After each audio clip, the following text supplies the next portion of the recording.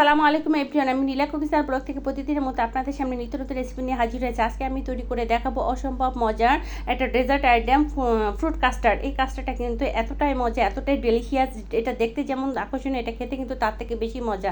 আর এটা যদি আপনি ঠান্ডা করে খান, মনে হবে যে আপনি আইসক্রিম খাচ্ছেন, এতটাই মজা, এতটাই টেস্টি। এটা আমি খুব সহজে কিন্তু এটা ঘরে তৈরি করা যায়। বেশি উপকরণের প্রয়োজন হয় না, বেশি ফল ফ্রুটেরও প্রয়োজন হয় না। আর এখন যেহেতু প্রচুর ফলের সিজনে যে কোনো ধরনের 2-3টা ফল দিয়ে আপনি কিন্তু এটা অনায়াসে তৈরি করে নিতে পারেন।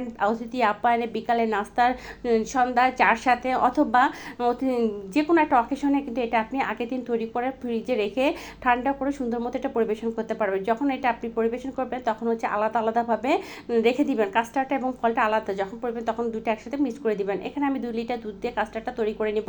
দেখেন এখানে আমার বান্ডটা ছোটো হয়ে গেছে, দেখে আমি চেঞ্জ করে আরেকটা পাতিলে দিয়ে দিয়েছি। যেহেতু দুধটা আমি একটু কিছুটা জ্বালাবো, একটু ঘন করবো, এটা একটু ঘন করলে কিন্তু এটা টেস্টটা খুব ভালো আসে। এর মধ্যে আমি এখানে 2 লিটার দুধের সাথে 1 কাপ পরিমাণ গুঁড়া দুধ অ্যাড করে দিয়েছি। দিয়ে খুব ভালোভাবে একটু জাল উঠে নেবে। একটু অল্প পরিমাণ, যখন একটু কম হয়ে যাবে, দুধটা খুব ভালো পরিমাণে একটু জ্বালানো হয়ে যাবে, তখন এর মধ্যে আমি চিনি অ্যাড করে দেবো। এখানে যেহেতু আমি বিভিন্ন ধরনের মিষ্টি ফল ব্যবহার করবো, আর কাস্টার্ডের ক্ষেত্রে কিন্তু অবশ্যই মিষ্টি ফল ব্যবহার করবেন, এতে করে কাস্টার্ডটা কিন্তু খেতেও খুব ভালো লাগে।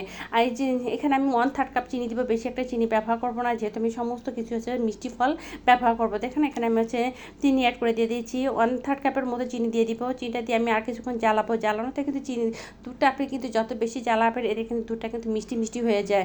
এখন এখানে আমি আলাদাভাবে এখানে কাস্টার্ড পাউডার ব্যবহার করতেছি। এখানে আমি 5 থেকে 6 চা চামচ কাস্টার্ড পাউডার নিব। আপনারা এখানে কর্নফ্লাওয়ারও নিতে পারেন, দুটো একসাথে মিক্স করে নিতে পারেন। আমি শুধুমাত্র কাস্টার্ড পাউডারটা অ্যাড করেছি, এর জন্য একটু বেশি পরিমাণে দিয়েছি। যখন দুধটা আমার ঘন দেখেন এটার কালারটা খুব সুন্দর আসছে, তখন এর মধ্যে আমি কাস্টার্ড পাউডারটা দিয়ে দিব।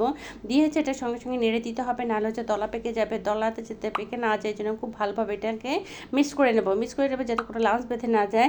আস্তে আস্তে এটা যখন একটু ঘন হয়ে আসবে, তখন এটাকে আমি নামিয়ে দেবো। এই মুহূর্তে দেখুন এটা আস্তে আস্তে কিন্তু ঘন হয়ে আসতেছে, আর এটা ঠান্ডা হয়ে গেলে কিন্তু অনেকটা বেশি ঘন হয়ে যাবে। এখন আমি নামিয়ে নিব। নামিয়ে এটা কিন্তু নামানোর পর আমি অনেকক্ষণ নাড়তে থাকবো। নাড়তে নাড়তে যখন একটু ঠান্ডা হয়ে আসবে, তখন আমি ফ্রিজে রেখে দেবো। দেখুন ফ্রিজে রাখার পর কতটা ঘন এবং কতটা জমা বাঁধাবে হয়ে গেছে। এখন আমি ফল মিশান আর খুব ভালোভাবে মিক্স করে নিচ্ছি। আর এখানে দেখেন আমি বিভিন্ন ধরনের ফল নিয়েছি। এখানে আনার নিয়েছি, আম নিয়েছি, আপেল নিয়েছি, আঙ্গুর নিয়েছি, কলা নিয়েছি। আপনারা যে রকম যে ফল পাবেন হাতের কাছে, সেই ফল থেকে এটা তৈরি করে নিতে পারবেন। খুব ভালোভাবে এটা মিক্স করে নিব। আর এটা যখন মিক্স করবেন, যখন খাবেন ঠিক তখন এটা মিক্স করে নেবেন, তাহলে কিন্তু সবচেয়ে ভালো হয়। নাহলে দেখা যায় যে পানি ছেড়ে যায়, আর টক ফলটা নিলেও কিন্তু পানি ছেড়ে দেয়। এই জন্য এদিকে একটু আপনারা খেয়াল রাখবেন।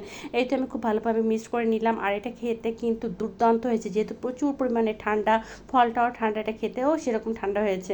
আমার রেসিপি যদি আপনাদের ভালো লেগে থাকে, অবশ্যই লাইক কমেন্ট শেয়ার করবেন, আমার পেজটিকে ফলো দিয়ে রাখবেন। সবাই ভালো থাকবেন। এই পর্যন্ত, আল্লাহ হাফেজ।